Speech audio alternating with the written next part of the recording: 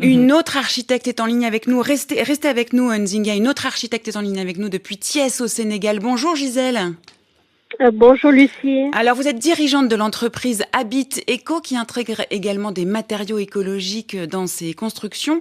Vous utilisez notamment le TIFA. Qu'est-ce que c'est et comment vous l'utilisez ?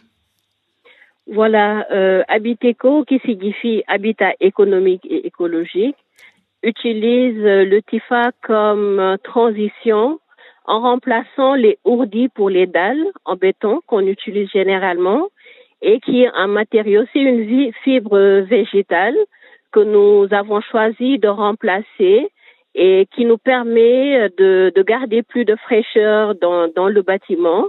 Et voilà, pour ne pas réduire l'effort que les briques en terre vont faire au niveau des cloisonnements.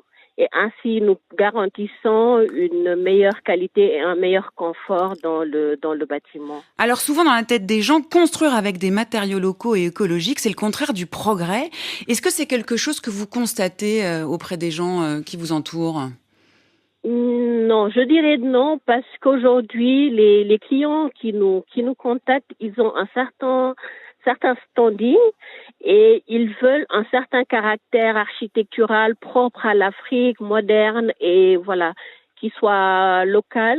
Et ainsi, voilà, je ne pense pas que ce soit le matériau. Comme avant, on disait que c'était le matériau du pauvre. Mais de plus en plus, voilà, on se rend compte que c'est pas le matériau du pauvre et que voilà, on peut construire avec des techniques aussi diverses que variées. Tout dépend de l'environnement où on construit, de l'accessibilité aux matériaux ou aussi des sols, tout simplement. Merci Gisèle pour votre témoignage. Nzinga Bengeng-Boub, est-ce que vous utilisez vous aussi le TIFA ?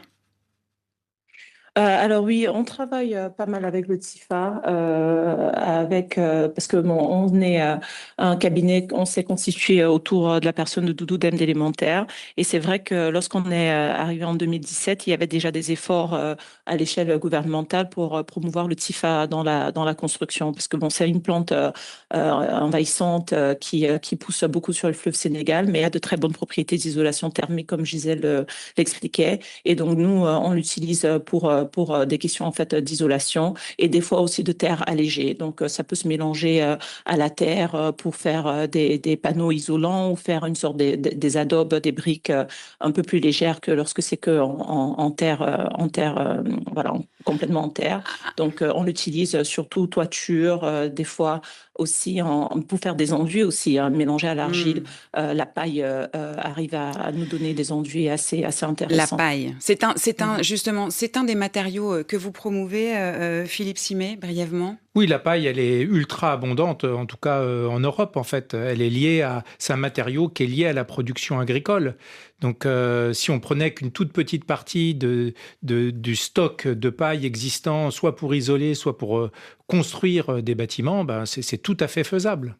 Alors, la question du coût pour les constructions bioclimatiques revient beaucoup. Est-ce que ça coûte plus cher de construire de manière éco-responsable qu'avec des matériaux plus classiques, Nzinga Bengeng-Boub, pardon, excusez-moi. Ok, pardon, c'est Nzinga Bengeng-Boub. Excusez-moi.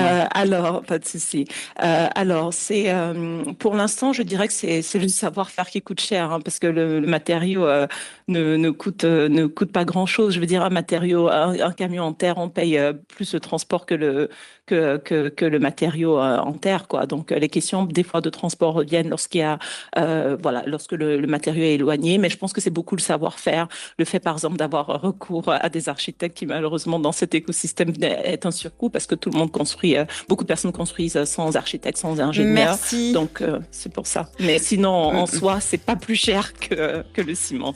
Merci beaucoup pour votre éclairage, Armelle Choplin, Philippe Simet. Votre ouvrage Matériaux, un catalogue critique, Construire le monde autrement est publié aux éditions de la Découverte.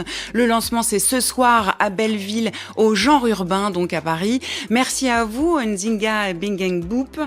Pour écouter l'émission RFI Pure Radio, Juliette Brault, Delphine Cachin m'ont aidé à préparer cette émission. Inès Emprunt était aux réseaux sociaux et Maëlle Guyot était à la réalisation. Les voisins, les voisines, on se retrouve demain. Cette fois, nous parlerons des étudiants qui travaillent. Ils sont de plus en plus nombreux. Pour quelles raisons et quelles conséquences sur leurs leurs études et leur vie professionnelle. Pour réagir, notre numéro WhatsApp. À demain donc, d'ici là, portez-vous bien.